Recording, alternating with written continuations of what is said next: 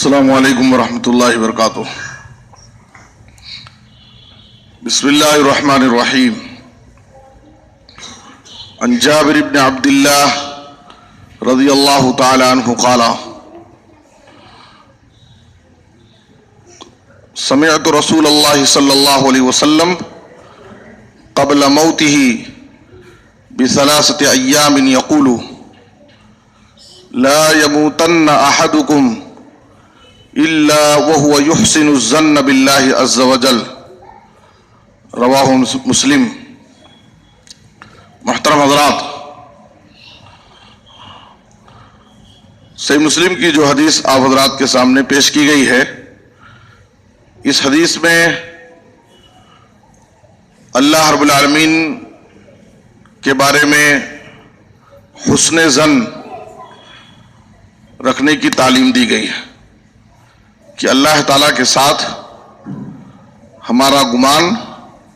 اچھا ہونا چاہیے۔ اس لیے کہ صحیح بخاری کی حدیث میں آپ صلی اللہ علیہ وسلم نے کہا انا عند ظن عبدی بی، حدیث قدسی ہے، اللہ فرماتا ہے کہ میں اپنے بندے کے گمان کے ساتھ ہوں، میرا بندہ میرے بارے میں جیسا گمان کرتا ہے میں اس کے ساتھ ویسا ہی معاملہ کرتا ہوں۔ دیکھیے، ظن ایک ہے حسن ظن، ایک ہے سوء ظن، اچھا گمان اور برا گمان۔ ایک مومن کو اس بات کی تعلیم دی گئی ہے کہ وہ لوگوں کے بارے میں بھی حسن ظن رکھے، اچھا گمان رکھے، اور اللہ تعالی کے تعلق سے بھی اس کا گمان اچھا ہونا چاہیے، اور لوگوں کے بارے میں بھی بدگمانی کا شکار نہ ہو، برا گمان نہ رکھے، اور اللہ رب العالمین کے بارے میں بھی بدگمانی بہت بڑا گناہ ہے، اور یہ ایسی برائی ہے جو کئی ایک برائیوں کو جنم دیتی ہے، اللہ کے تعلق سے بدگمانی۔ تو ایک مومن کو چاہیے کہ اللہ رب العالمین کے بارے میں ہمیشہ اچھا گمان رکھے، حسن ظن سے کام لے۔ جیسے وہ جب اللہ رب العالمین سے دعا کرے تو دعا کے جو بھی آداب اور شرائط ہیں ان کو اختیار کرتے ہوئے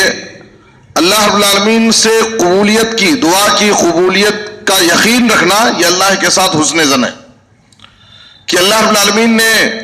اپنے مومن بندوں سے وعدہ کیا ہے ادعونی استجب لکم، تم مجھ سے دعائیں کرو، میں ہی تمہاری دعاؤں کو قبول کروں گا۔ تو مومن جب اللہ رب العالمین سے دعا کرے تو اللہ رب العالمین سے قبولیت کی امید رکھے کہ اللہ تعالیٰ ہی ہماری فریاد کو سننے والا ہے، اللہ تعالیٰ ہی ہماری دعاؤں کو قبول کرے گا۔ تو دعا کرتے وقت اللہ رب العالمین کے ساتھ حسن ظن ہونا چاہیے۔ اسی طریقے سے ایک مومن عمل کر رہا ہے، نیکی کے کام کر رہا ہے، تو اللہ رب العالمین کے تعلق سے حسن ظن رکھے کہ میں جو بھی عمل کروں گا اللہ رب العالمین میرے عمل پر میری نیکی کا بہترین بدلہ مجھے دے گا، میری کوئی بھی نیکی اللہ رب العالمین کے پاس ضائع نہیں جائے گی، اللہ رب العالمین ہماری نیکیوں کا بڑا قدرداں ہے، اور اس کا بہتر صلہ ہم کو آخرت میں دے گا، دنیا میں بھی اللہ رب العالمین اس کا بہتر بدلہ عطا کرے گا۔ تو نیکی کرتے وقت بھی اللہ رب العالمین کے ساتھ حسن ظن رکھے کہ اللہ رب العالمین کا وعدہ ہے کہ نیکی کرنے والوں کے لیے اللہ رب العالمین دنیا اور آخرت دونوں جگہ اس کا بہترین بدلہ عطا کرے گا۔ تو اللہ رب العالمین سے حسن ظن سے کام لے کوئی بھی نیکی کے کام کرتے ہوئے۔ اسی طریقے سے بندہ اللہ رب العالمین سے توبہ اور استغفار کر رہا ہے تو اللہ تعالیٰ سے کے بارے میں اللہ تعالیٰ کے تعلق سے حسن ظن سے کام لے کہ میری زندگی میں کتنے بھی گناہ ہیں، اگر میں اپنی غلطیوں کا اعتراف کر کے احساس ندامت کے ساتھ اللہ رب العالمین سے سچی توبہ کروں تو اللہ رب العالمین کا وعدہ ہے کہ تم اللہ کی رحمت سے مایوس نہ ہو، تمہارے گناہ کتنے بھی زیادہ ہو میں تمہارے سارے گناہوں کو معاف کر دوں گا۔ تو بندہ اللہ رب العالمین سے توبہ کرتے ہوئے اللہ رب العالمین سے مغفرت کی امید رکھے اور اللہ کی رحمت سے مایوس نہ ہو، یہ اللہ تعالیٰ کے تعلق سے حسن ظن ہے۔ خاص طور پر انسان جب اپنی موت کے وقت ہو تو اللہ رب العالمین سے موت کے وقت خاص طور پر حسن ظن سے کام لے، اللہ تعالیٰ کے تعلق سے اس کی رحمت، اس کی مغفرت کی امید رکھنا چاہیے۔ کہ جس طریقے سے دنیا میں اللہ رب العالمین نے میری برائیوں پر اللہ تعالیٰ نے پردہ ڈال دیا، میرے عیبوں کو اللہ نے چھپا دیا، تو اسی طریقے سے میں اللہ سے رحمت اور مغفرت کی امید رکھتا ہوں کہ اللہ تعالیٰ میرے مرنے کے بعد آخرت میں بھی میرے عیبوں پر پردہ ڈال دے گا اور مجھے آخرت کی رسوائی سے بچا لے گا، اور آخرت میں اللہ تعالیٰ میرے گناہوں کو معاف کر دے گا۔ تو موت کے وقت خاص طور پر بندے کو چاہیے کہ وہ اللہ رب العالمین کے تعلق سے اس کی رحمت اور اس کی مغفرت کی امید رکھتے ہوئے حسن ظن سے کام لے۔ نبی صلی اللہ علیہ وسلم نے اس حدیث کے اندر، صحیح مسلم کی اس حدیث میں یہی تعلیم دی ہے، لا یموتن احدکم، اور نبی صلی اللہ علیہ وسلم نے یہ حدیث حضرت جابر رضی اللہ عنہ کہتے ہیں کہ وفات سے آپ صلی اللہ علیہ وسلم نے 3 دن پہلے یہ حدیث پیش کی تھی۔ میں نے نبی صلی اللہ علیہ وسلم سے آپ کی وفات سے 3 دن پہلے اس حدیث کو بیان کرتے ہوئے سنا کہ آپ صلی اللہ علیہ وسلم نے کہا، تم میں سے کسی شخص کی وفات، اس کی موت نہ ہو مگر اس حال میں کہ وہ اللہ رب العالمین کے بارے میں اچھی امید رکھے، اللہ رب العالمین کے تعلق سے اچھا گمان رکھے، اس لیے کہ جیسا وہ اللہ تعالیٰ سے گمان رکھے گا اللہ تعالیٰ اس کے بارے میں ویسا ہی معاملہ کرے گا اس کے گمان کے مطابق۔ تو اس لیے آپ صلی اللہ علیہ وسلم نے کہا، لا یموتن احدکم الا وهو یحسن الظن باللہ عز وجل، تم میں سے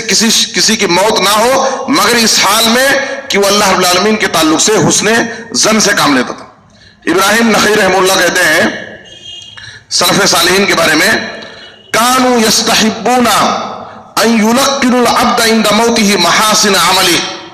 لکی یحسن ظنه بربہ عز وجل۔ کہتے ہیں کہ سلف صالحین اس بات کو پسند کرتے تھے، مستحب سمجھتے تھے کہ کوئی بندہ، کوئی انسان مرض الموت میں ہے، وفات کے قریب ہے، تو اس کے پاس جاتے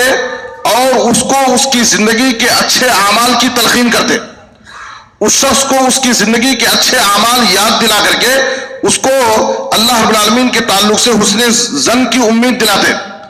کہ تمہاری زندگی میں تم نے یہ نیکیاں کی ہیں، تمہاری زندگی میں تمہارے یہ خدمات ہیں، تمہاری زندگی میں تمہاری یہ خوبیاں ہیں، تم اللہ کی رحمت سے مایوس نہ ہو، اللہ رب العالمین سے رحمت اور مغفرت کی امید رکھو، ضرور اللہ تعالیٰ تمہاری ان نیکیوں کو قبول کر کے آخرت میں تمہارے گناہوں کو معاف کر دے گا اور تم آخرت میں کامیاب ہو جائیں گے۔ تو اس کی زندگی کے اس کے اچھے اعمال بتا کر کے، یاد دلا کر کے اس کو حسن عمل کی، اس کی زندگی کے اچھے اعمال اس کے سامنے بیان کرتے تاکہ وہ بندہ اپنی وفات کے وقت اپنے رب کے تعلق سے حسن ظن سے کام لے، اچھی امید لگائے، اللہ رب العالمین سے رحمت اور مغفرت کی امید رکھے۔ تو خاص طور پر انسان اپنی موت کے وقت اللہ رب العالمین کے تعلق سے حسن ظن سے کام لے۔ اور انسان اپنی زندگی میں مصائب و مشکلات میں ہے، پریشانیوں میں ہے، اس کی زندگی میں مسلسل تکلیفیں اور پریشانیاں آ رہی ہے، پھر بھی اسے اللہ کی رحمت سے مایوس نہیں ہونا چاہیے اور اللہ رب العالمین کے بارے میں بدگمانی کا شکار نہیں ہونا چاہیے، اس لیے کہ حسن ظن، اللہ کے تعلق سے حسن ظن یہ واجبات توحید میں سے ہے اور یہ توحید کی بنیاد ہے، اور اللہ کے تعلق سے بدگمانی میں مبتلا ہونا یہ بہت بڑی گمراہی ہے اور بہت بڑی برائی ہے۔ اس کی زندگی میں کتنے بھی مسائل و مشکلات آ جائیں لیکن وہ اللہ رب العالمین کے تعلق سے حسن ظن سے کام لے کہ ضرور اللہ تعالیٰ مجھے اس مشکل اور پریشانی سے باہر نکالے گا، ضرور اللہ تعالیٰ کی ہو سکتا ہے کوئی آزمائش ہو، اللہ رب العالمین میری اس آزمائش میں بھی میرے ساتھ خیر کا معاملہ کرنا چاہتا ہے، اللہ رب العالمین کے ساتھ وہ حسن ظن سے کام لے۔ آپ دیکھیے نبی صلی اللہ علیہ وسلم کے سفر ہجرت میں جب آپ صلی اللہ علیہ وسلم کے ساتھ آپ کے یار غار ابو بکر صدیق رضی اللہ عنہ تھے اور مشرکین آپ کا پیچھا کرتے ہوئے، تعاقب کرتے ہوئے غار کے دہانے پر پہنچ گئے اور ابو بکر صدیق رضی اللہ عنہ کو نظر آنے لگے اور ابو بکر صدیق رضی اللہ عنہ گھبرا گئے، پریشان ہو گئے اور کہا، اللہ کے رسول مشرکین تو ہمارے بالکل قریب پہنچ چکے ہیں، اگر وہ اپنے قدم کی طرف نظر ڈالیں گے تو وہ ہم کو دیکھ لیں گے۔ تو اس وقت نبی صلی اللہ علیہ وسلم نے ابو بکر صدیق سے اس مشکل اور پریشانی میں کیا کہا، ما ظنک باثنین اللہ ثالثہما، اے ابو بکر صدیق تمہارا ان دو کے بارے میں کیا گمان ہے جن کے ساتھ اللہ تیسرا ہے؟ بظاہر ہم یہاں دو ہیں لیکن اللہ رب العالمین کی رحمت سے مایوس نہ ہو، یہاں پر اللہ رب العالمین تیسرا ہے، یعنی اللہ رب العالمین ضرور ہماری مدد کرے گا اور مشرکین اتنا قریب پہنچ کر کے بھی وہ ناکام اور نامراد ہو کر کے واپس جائیں گے اور اللہ تعالیٰ ہماری حفاظت کرے گا۔ تو یہ ہے اللہ رب العالمین سے مشکلات اور پریشانیوں میں بھی ہم حسن ظن سے کام لیں, اللہ سے اچھی امید رکھیں, ضرور اللہ تعالیٰ مشکلات اور پریشانیوں سے ایک نہ ایک دن باہر نکالے گا. اور یہ جو مشکلات اور پریشانیاں وقتی طور پر ہے, یہ اللہ کی طرف سے آزمائش ہے, اور اس آزمائش میں بھی اللہ رب العالمین کی طرف سے خیر ہے. حسن ظن کا مطلب, اللہ تعالیٰ کے بارے میں حسن ظن کا مطلب سمجھنے کی ضرورت ہے. بعض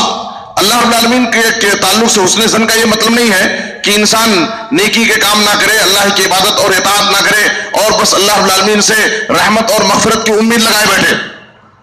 کام کرتا ہے دوزخ کا لیکن سوچتا ہے کہ جنت ملے گی.